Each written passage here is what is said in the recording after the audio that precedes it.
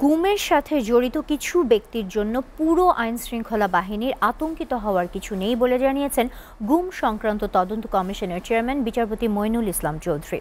সকালে ঢাকায় সংবাদ সম্মেলনে তিনি জানান, আওয়ামী সরকারের প্রতিটি বাহিনীর সদস্যরাই কম বেশি গুমের সাথে জড়িত ছিল, তাই শাস্তি হবে শুধু জড়িত অভিযুক্ত ব্যক্তিদের। ভারতের বিভিন্ন কারাগারে বর্তমানে আটক 1067 জন বাংলাদেশির নাম পেয়েছে কমিশন। সেখানে গুমের শিকার কোনো ব্যক্তি আছে কিনা তারও অনুসন্ধান চলছে। HM মেহেদী হাসানের প্রতিবেদন।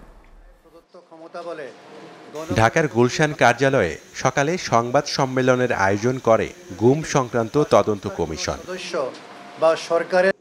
কমিশন জানায়, গুম নিয়ে এ পর্যন্ত জমা পড়া 1752টি অভিযোগের মধ্যে যাচাই বাছাই শেষ হয়েছে প্রায় 1000-এর, যার মধ্যে 280 জন অভিযোগকারী এবং আইন শৃঙ্খলা বাহিনী ও গোয়েন্দা সংস্থার বিভিন্ন পর্যায়ের 45 কর্মকর্তার বক্তব্য নেওয়া হয়েছে। অন্যদিকে গুম হবার পর আর ফিরে না আসা 330 জনের বর্তমান অবস্থা অনুসন্ধান চলছে। কমিশনের প্রধান জানান, প্রতিটি বাহিনীরই কিছু সদস্য গুমের ঘটনায় জড়িত। এজন্য পুরো বাহিনীকে আতঙ্কগ্রস্ত না হওয়ার আহ্বান জানিয়ে বলেন, গুমের সাথে জড়িতদের ফৌজদারি দায় ব্যক্তিগত, এটি পুরো বাহিনীর উপর বর্তায় না। অনেকের ধারণা যে এন্টায়ার বাহিনী প্যানিক স্ট্রিকেন হয়ে গেছে। এন্টায়ার বাহিনী প্যানিক স্ট্রিকেন হওয়ার কোনো কারণ নাই, বা এই জন্য কারণ নাই কারণ এটা যেসব সদস্যরা গুমের সাথে জড়িত এটা তাদের পার্সোনাল ক্রিমিনাল লায়াবিলিটি, এবং কোনো বাহিনী এইসব সেই পার্সোনাল ক্রিমিনাল লায়াবিলিটিকে ওন করা ঠিক না।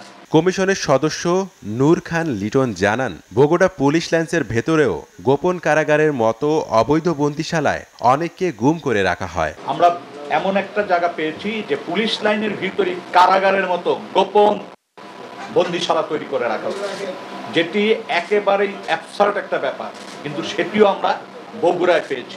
আরও আমাদের ধারণা আরও অনেক ক্ষেত্রে আমরা এই ধরনের পাব।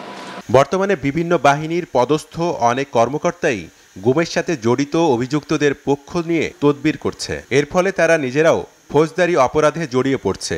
এমন কাজ থেকে বিরত থাকার পরামর্শ গুম সংক্রান্ত তদন্ত কমিশনের। HM মেহেদী হাসান, SRTV, ঢাকা।